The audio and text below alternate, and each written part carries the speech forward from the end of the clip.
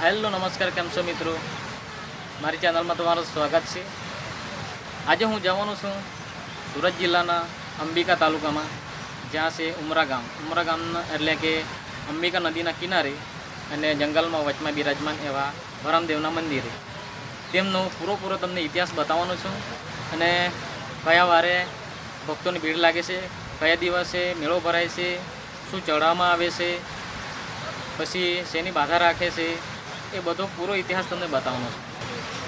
તો ફ્રેન્ડ, મંદિર કેમ બનાવવામાં આવ્યું, કેટલા વર્ષ થયા, શું માન્યતા છે અને કેમ લોકો આવે છે, એ પૂરો તમને ઇતિહાસ બતાવવાનો છે. તો મારા બ્લોગમાં તમે બન્યા રહેજો.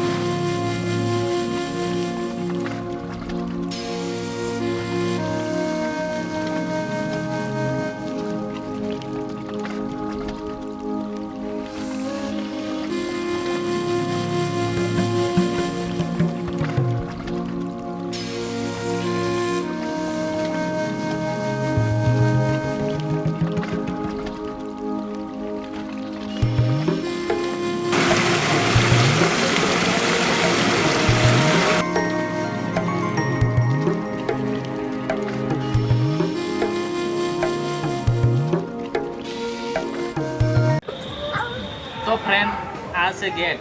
અહીંથી આપણે જવાનું છે મંદિરમાં, ભરમદેવના મંદિરે. તો ચાલો આપણે જઈશું આ રસ્તાએ ભરમદેવના મંદિરે.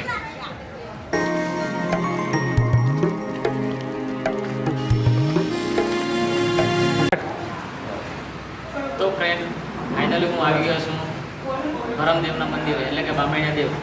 આ છે ભરમદેવનું મંદિર અને સામે છે હનુમાનજીનું મંદિર. એના પછાડી છે સાંઈ બાબાનું મંદિર અને બાજુમાં છે જલારામ બાપાનું મંદિર.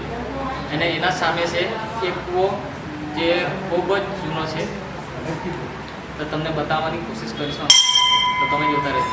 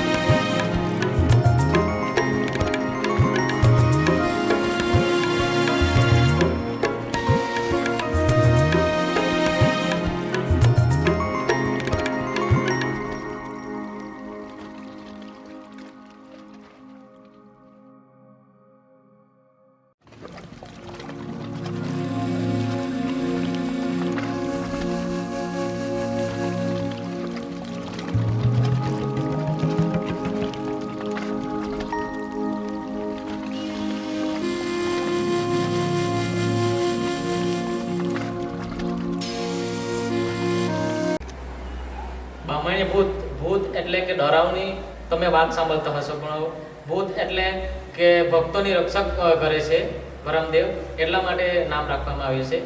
અને રક્ષણ પણ કરે છે આપણા ભક્તોની. દર રવિવારે એટલે કે બામણિયા દેવ મંદિરે દર રવિવારે એટલા ભક્તોની ભીડ લાગે છે કે જે પણ નારિયેળ ચડાવતા હોય, બાધા ચડાવતા હોય, એ રવિવારના દિવસે ભક્તો ઘણા પ્રમાણમાં અહીંયા દર્શન કરવા માટે આવે છે. અને વાત કરીએ તો નવા વર્ષના દિવસે એટલો મોટો મેળો ભરાય છે કે અહીંયાના ગામ સાંબા, સાંદ્રા, ઉમરા, વહેવલ, તરગાણી, અનાવલ કે પછી કુંકોતર, કાંકરિયા જેવા અનેક ગામોથી અહીંયા દર્શન કરવા માટે અને ખૂબ મોટો મેળો પણ ભરાય છે અને ભરમદેવના દર્શન પણ કરે છે. બામણિયા ભૂત મંદિર એ 130 વર્ષ જેવું જૂનું છે. અહીંયા લોકો દર રવિવારે અને નવ વર્ષના દિવસે મેળો ભરાય છે, એટલા માટે આવે છે અને પૂજા પણ કરશે. અને વાત કરીએ તો અંબિકા નદીના કિનારે અને જંગલના વચમાં બિરાજમાન એવા ભરમદેવનું મંદિર એ સુંદર રમણીય વાતાવરણમાં બિરાજમાન છે. તો ફ્રેન્ડ, અહીંયા એક વણઝારો રહેતો હતો. એમનું રહસ્યમય મૃત્યુ થયું હતું. તો પેઢી દર પેઢી લોકો માને છે કે અહીંયા એમની આત્મા ફરે છે, એટલા માટે લોકો એમના દર્શન કરવા માટે પણ આવે છે.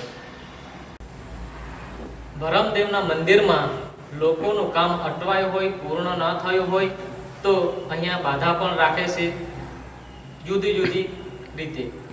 જેમ કે એ કાર્ય પૂરું થઈ જાય લોકોનું, તો ખાસ કરીને અહીંયા રવિવારે જ ચડાવવામાં આવે છે, એવી માન્યતા છે.